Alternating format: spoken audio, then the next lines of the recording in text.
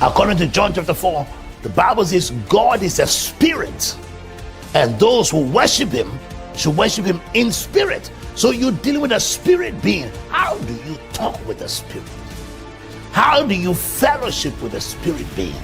How do you interact with a spirit being? Now, if these patriarchs like Noah and Abraham and Moses were able to get into the realm of talking, fellowshipping, interacting with a spirit being, El Shaddai, El Agibor, El Olam, Jehovah Jireh, you can do better in this generation of the new covenant. When Stephen was prophesying before the Sanhedrin, according to Acts chapter 7, from verse number 2, the Bible says that they commanded Stephen to explain why he was doing what he was doing. And Stephen said to them that our fathers, even Abraham, who the God of glory visited and appeared to in Mesopotamia, began to declare these things. So Stephen had a revelation of the God of glory that appeared to Abraham. So when we begin to talk about the Abrahamic covenant, you got to understand that the mantles of glory are in manifestation. And Stephen had access into those dimensions of revelation of the mantles of glory.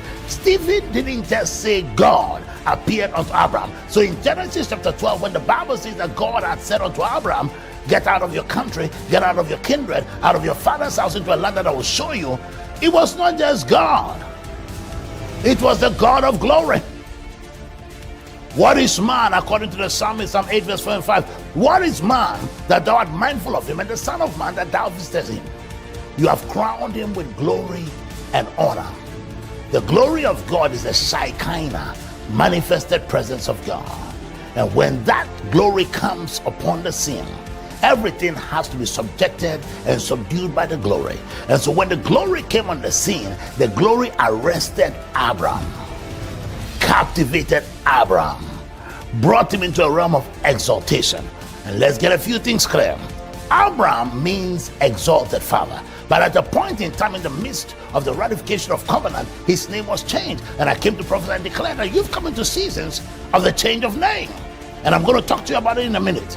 But in Genesis chapter 12, God said unto Abram, the God of glory, visited Abram in Mesopotamia and said unto him, get out of your country, out of your kindred, out of your father's house, into a land that I will show you, reveal to you.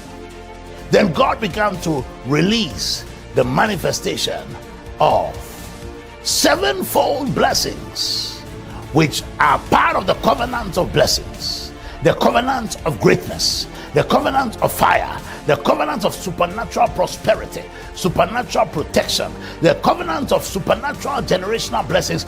God began to release them upon Abraham through the power of the spoken word.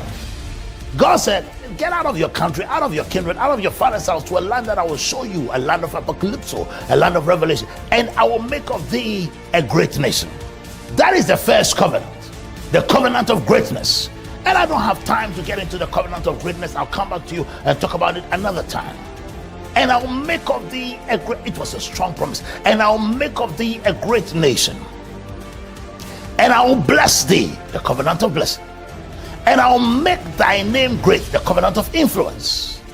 And I'll bless them that bless thee, and curse him that curseth thee. And out of thee shall all the families of the earth be blessed. Seven